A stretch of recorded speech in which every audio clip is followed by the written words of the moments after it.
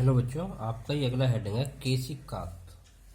तो देखो, केशकात का मतलब होता है कि किसी केश नली में द्रव का ऊपर चढ़ना और नीचे उतरना क्या कहलाता है? केशिकात। अब देखो, ये केश नली क्या होती है?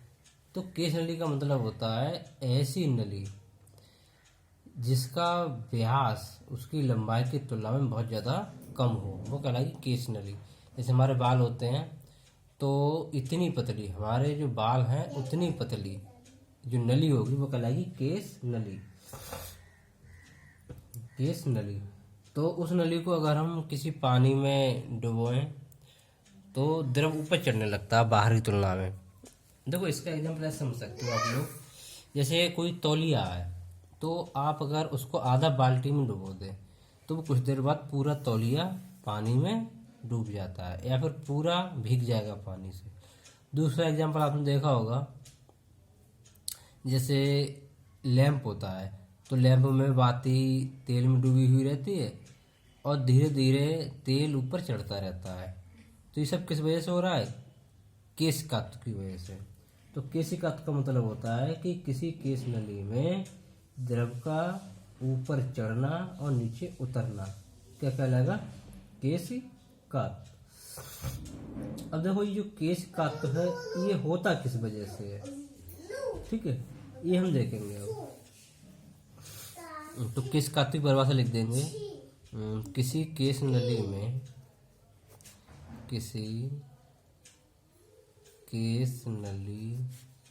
में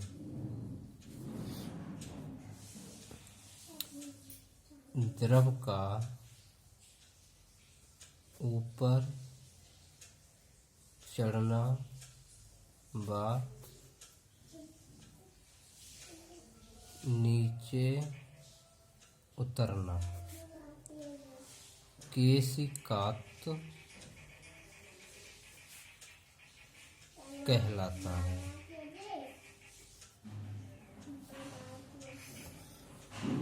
आगे है केशिकात का कारण।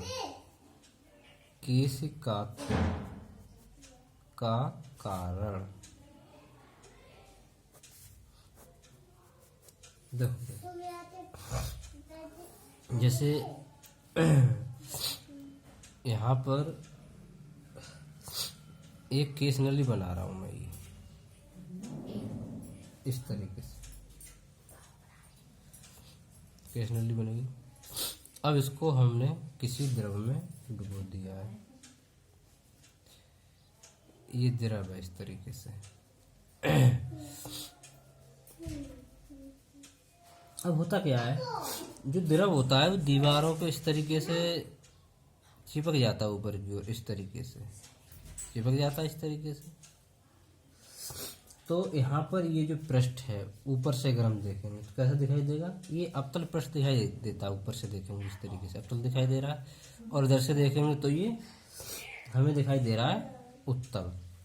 तो केश नली के बाहर जो द्रव है उस पर ऊपर से एक दाब लग रहा होगा P, और इसके अंदर से भी दाब लग रहा है P। ऐसे यहाँ पर ऊपर से दाब P लग रहा है और अंदर से भी दाब P लग रहा है इस तरीके से। तो जो अंदर वाला दाब है वो बाहर वाले दाब के बराबर हो जाता है। तो यहाँ पर द्रव की ऊंचाई पर कोई प्रभाव नहीं पड़ता। लेकिन यहाँ पर क्या होता है, यहाँ का जो व्यास है इसकी तुलना में कम हो जाता है। तो यहाँ पर जो ऊपर से दाब लग रहा है P वो तो वही रहता है जो यहाँ पर था, लेकिन इसके नीचे जो दाब होता है वो इससे कुछ कम हो जाता है और उसमें कमी होती है, वो P माइनस 2T/R के बराबर, इसके बराबर कमी हो जाती है, ठीक है। तो हम ये देखते हैं कि यहाँ पर जो द्रव है वो इस वाले दाब को बैलेंस करने के लिए मैं एक और केस नली यहाँ पर बना रहा हूँ। बैलेंस करने के लिए क्या करेगा, कुछ ऊंचाई पर चढ़ने लगता है यहाँ पर इस तरीके से। तो बाहर तो इसकी ऊंचाई वही रहती है, लेकिन केश नली के अंदर ही H ऊंचाई तक चढ़ जाता है। कब तक चढ़ेगा? जब तक कि ये वाला दाब इसके अंदर वाले दाब के बराबर ना हो जाए। जब दाब बराबर हो जाएगा तो ऊपर चढ़ना वो बंद हो जाएगा। ठीक है। अब यहाँ पर ये पृष्ठ बनना है, ऊपर से देखेंगे तो कैसा बनना है, अवतल, और अगर इधर से देखेंगे तो कैसा बनना है, उत्तल। तो हम केवल इतने पृष्ठ की बात कर रहे हैं यहाँ पर, वही इतना पृष्ठ ले लिया मैंने इस तरीके से ये। ठीक है। अब यहाँ पर एक ये वाली लाइन और एक ये वाली लाइन, इन दोनों के पीछे कोण बनना है थीटा। इसे क्या कह देंगे हम, स्पर्श कोण। और यहाँ से हम देखें तो ये गोलाकार आकृति बन रही है, ये वाली पूरी कर दें, अगर हम इस तरीके से पूरी कर दें उसको इस तरीके से, तो ऐसी आकृति बन रही है। तो यहाँ से यहाँ तक की दूरी ये मान ली मैंने कैपिटल आर है। ठीक है। और ये वाली मान ली मैंने स्मॉल आर, और यहाँ पर कोण बनना है ये थीटा। तो अगर इस वाले त्रिभुज में मैं कॉस थीटा निकालूं भाई, कॉस थीटा,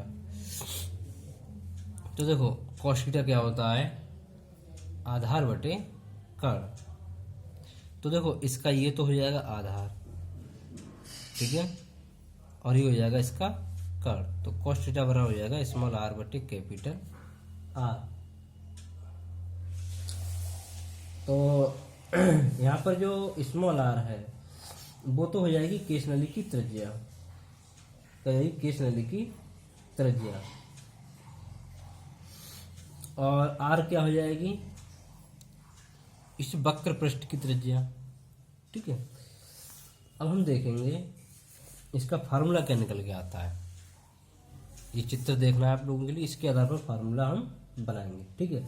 तो मैंने ये बताया था कि जब ये केश नली इसमें खड़ी करी जाती है तो इसका जो पृष्ठ है वो ऊपर से कैसा दिखाई देता है, हमें अवतल दिखाई देता है। ठीक है। तो यहाँ पर दाब पी होता है, ऊपर से नीचे से पी हो जाता है, तो यहाँ तो बैलेंस मिल गया।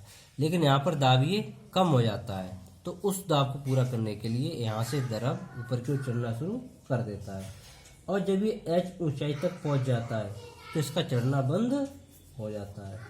ठीक है। तो हम लिखेंगे केश नली में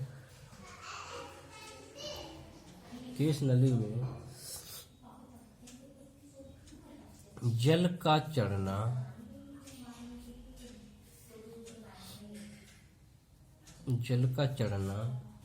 एक निश्चित ऊंचाई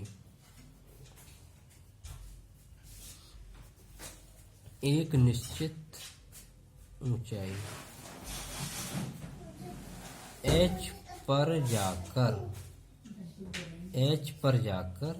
रुक जाता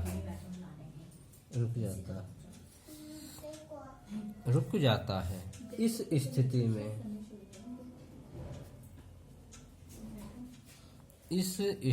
में एच ऊंचाई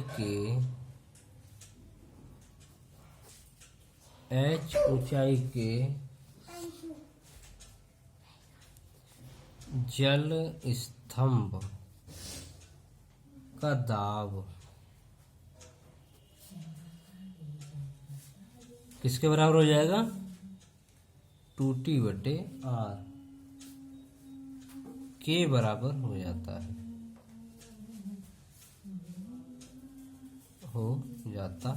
है। अर्थात यह लिख दो, अतः दाब होता है HdG। तो यहाँ द्रव का घनत्व तुमने रो माना है, तो H रो G बराबर हो जाएगा 2T बटे आर। रो क्या है, घनत्व द्रव का, G क्या है, गुरुत्वीय त्वरण। ये वेरिएबल है या कांस्टेंट। नीचे लिखेंगे यदि केश नली की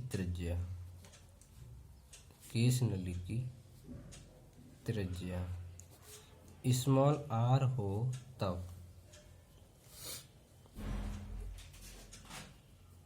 स्पर्श कोण थीटा हो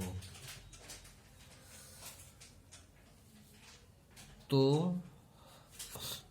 cos थीटा बराबर हमने निकाला था स्मॉल आर बटे कैपिटल आर।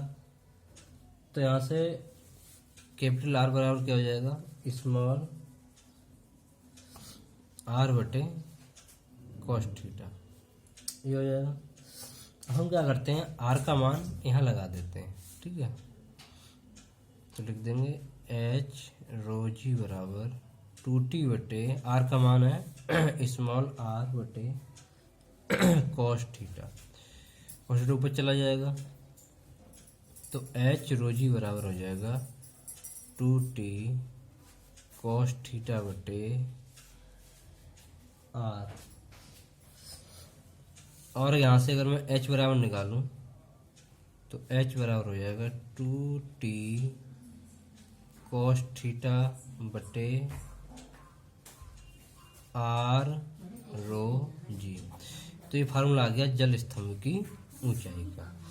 अब ऊंचाई का जो वो जल किस ऊंचाई तक चढ़ेगा ये किस पर डिपेंड करेगा, ये आर पर डिपेंड करेगा, क्योंकि रो जल के लिए निश्चित होता है और जी भी निश्चित होता है। तो केवल क्या बदल रहा है, यहाँ पर आर बदल रहा है। तो इसका मतलब ये हुआ कि आर जितनी ज़्यादा कम होगा उतना ही एच का मान ज़्यादा होगा, ठीक है। तो जल का ऊपर चढ़ना या नीचे उतरना किस पर डिपेंड करेगा, त्रिज्या पर। अगला हेडिंग है केशिकात्व के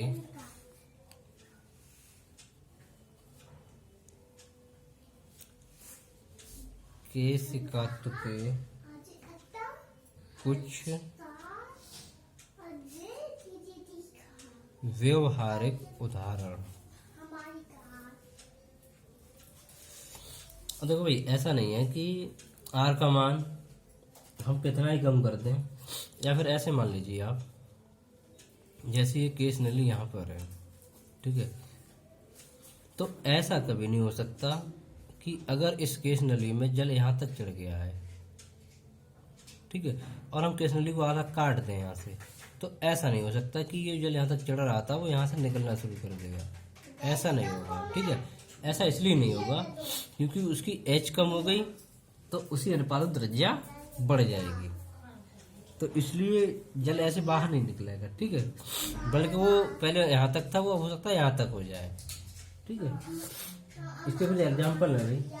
तो देखो, जो हम अपने दैनिक जीवन में देखते हैं, मैंने आपको बताया था लैंप में, जैसे लैंप की जो बातें होती है उसमें तेल धीरे धीरे चढ़ता रहता है और वो धीरे धीरे जलता रहता है। किसका उदाहरण है वो, केशिकात्व का। इसके बाद है अगला एग्जाम्पल, जैसे आपने पेड़ देखे हैं ये, तो इन पेड़ों में जो पानी है वो जमीन से मिलता है पेड़ों के लिए, तो वो पानी ऊपर तक कैसे पहुंचता होगा, पत्तियों तक। तो उसके अंदर ही बहुत सारी केसनलियाँ बन जाती हैं, तो उसी केसनलियों से होकर पानी पत्तियों तक या पौधे का जो भी ऊपरी हिस्सा होता है वहाँ तक पानी पहुँच जाता है केसनली की वजह से। और मैंने अगला बताया था कि अगर हम कोई तौलिया लें और उस तौलिए को आधा पानी में डुबो दें तो बाकी हिस्सा भी पानी से कुछ देर बाद भीग जाता है, तो उसमें बहुत सारी केसनलियाँ बन जाती हैं, ठीक है। तो ये सब केसनली के एग्जाम्पल हैं, ठीक है। ऐसे ही स्याही का सोखता होता है, वो भी पानी को सोख लेता है बहुत जल्दी, क्योंकि उसमें बहुत सारी केसनलियाँ बन जाती हैं, ठीक है। अगला आपका हेडिंग आएगा इसमें पृष्ठ तनाव पर प्रभाव। पृष्ठ तनाव पर प्रभाव। तो देखो, अगर कोई द्रव इस तरीके का है कि उसमें बहुत सारी गंदगी मिली हुई है, जैसे ग्रीस मिला है, तेल मिला है, तो उसका पृष्ठ तनाव उससे क्या हो जाता है, कम हो जाता है। क्या होगा, पृष्ठ तनाव कम हो जाएगा। दूसरा होता है विलय का प्रभाव।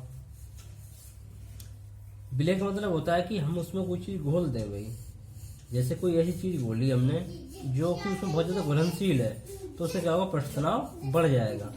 ये जल में नमक डाल दें तो पृष्ठ तनाव बढ़ जाता है, और अगर वो कम घुलनशील है तो पृष्ठ तनाव घट जाता है। ताप का प्रभाव, देखो ताप अगर हम बढ़ा देंगे तभी पृष्ठ तनाव कम हो जाएगा।